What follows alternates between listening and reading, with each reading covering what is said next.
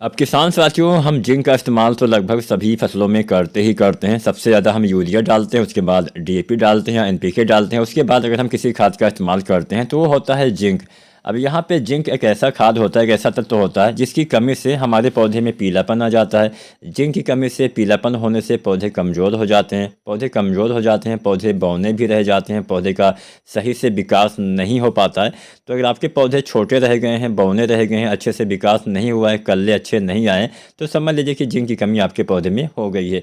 तब यहाँ पे जिंक के इस्तेमाल से आपके पौधे में अच्छे कल्ले, अच्छे फुटाव, हरियाली, अच्छी ग्रोथ आपको देखने को मिलती है। फिलहाल आज हम जानेंगे जिंक डालने का बहुत ही आसान तरीका। इस तरीके से अगर आप जिंक का इस्तेमाल करते हैं, आपके पैसे की भी बचत होती है और आपकी लागत भी कम लगती है। मतलब लागत कम लगेगी तभी तो पैसे की बचत होगी, मात्रा भी कम लगती है और लाभ भी आपको ज़्यादा मिलता है। आपके पैसे की बचत होती है, इसका मतलब ये बिल्कुल भी नहीं है कि आपको लाभ कम मिलेगा, लाभ भी आपको ज़्यादा ही मिलेगा। चलिए जानते हैं। अब जिंक डालने का दो तरीका होता है। पहला तरीका मिट्टी में इस्तेमाल करना। लगभग 90% किसान साथी यही तरीका अपनाते हैं। 10% ही ऐसे किसान साथी होंगे जो शायद इसका स्प्रे विधि से प्रयोग करते हो, मतलब पत्तियों के ऊपर छिड़काव विधि से प्रयोग करते हो। तो जैसा कि मैंने बोला, जिंक डालने का दो तरीका होता है। मिट्टी में डालते हैं तो लाभ मिलता है तब भी, लेकिन बहुत कम मिलता है। मिट्टी में डालने से कई बार हम कुछ गलतियां कर देते हैं जिससे हमें ये लाभ जो है वो और कम मिलता है। तो यहाँ पे जानते हैं कौन सी गलती नहीं करनी है। अगर आप मिट्टी में जिंक का इस्तेमाल करते हैं तो किसी भी फास्फोरस वाली खाद के साथ, खासकर डीएपी, एनपीके या एसएसपी के साथ आपको जिंक सल्फेट ना तो 33% वाला डालना होता है, ना ही 21% वाला इस्तेमाल करना होता है। दोनों चीज़ें आप किसी भी फास्फोरस वाली खाद के साथ नहीं डाल सकते हैं, क्योंकि ये दोनों चीज़ें आपस में मिलकर रिएक्शन करती हैं, एक नया तत्व बन जाता है जिंक फास्फेट। ये अघुलनशील होता है, पौधे इसको अपने भोजन के रूप में नहीं ले पाते हैं। आपका जिंक भी बेकार हो जाता है और आपका फास्फोरस भी बेकार हो जाता है। ये तो बात रही गलती वाली। अब यहाँ पे क्योंकि हम बुआई के समय गेहूं में कोई ना कोई ऐसी खाद डालते हैं जिसमें फास्फोरस पाया जाता है, चाहे हम डीएपी डालें, चाहे एनपीके डालें, चाहे हम डालें एसएसपी।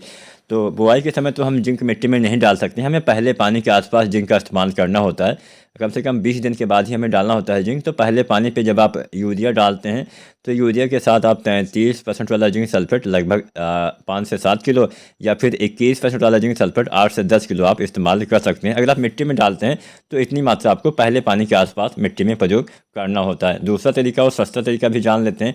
इस तरीके में आपको छिड़काव यानी स्प्रे करना होता है। तो यहाँ पे 33% वाला अगर आप स्प्रे करना चाहते हैं जिंक सल्फेट, तो लगभग 750 ग्राम मात्रा लेनी है। साथ में आपको 1 से 2 किलो दानेदार यूरिया घोल लेना है। अगर आप यूरिया नहीं लेना चाहते हैं तो साथ में आप बुझे हुए चूने का पानी प्रयोग कर सकते हैं। दोनों में से कोई एक चीज़ आपको लेना है, चाहे यूरिया चाहे बुझे हुए चूने का पानी। सिंगल जिंक का छिड़काव नहीं करना, नहीं तो पत्तियाँ जल जाती हैं, नुकसान होता है। अगर आप 21% वाला जिंक सल्फेट स्प्रे विधि से डालना चाहते हैं तो 1 किलो मात्रा लेनी है।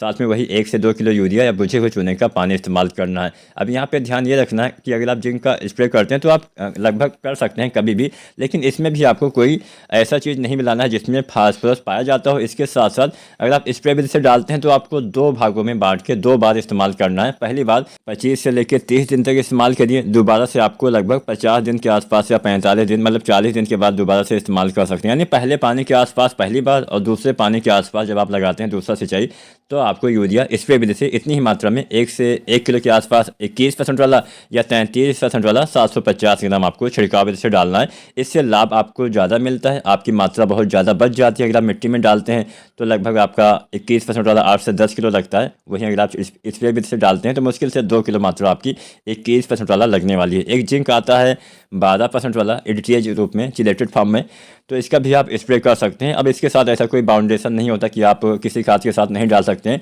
12% वाला जिंक लगभग सभी खादों के साथ आप इस्तेमाल कर सकते हैं, चाहे कोई फास्फोरस वाली खाद ही क्यों ना हो। तो यहाँ पे बस ध्यान यही रखना है कि अलग अलग घोल बनाना है और मात्रा इसकी बहुत कम लगती है। 12% वाला जो चिलेटेड जिंक होता है 120 ग्राम मात्रा आपको लेनी है।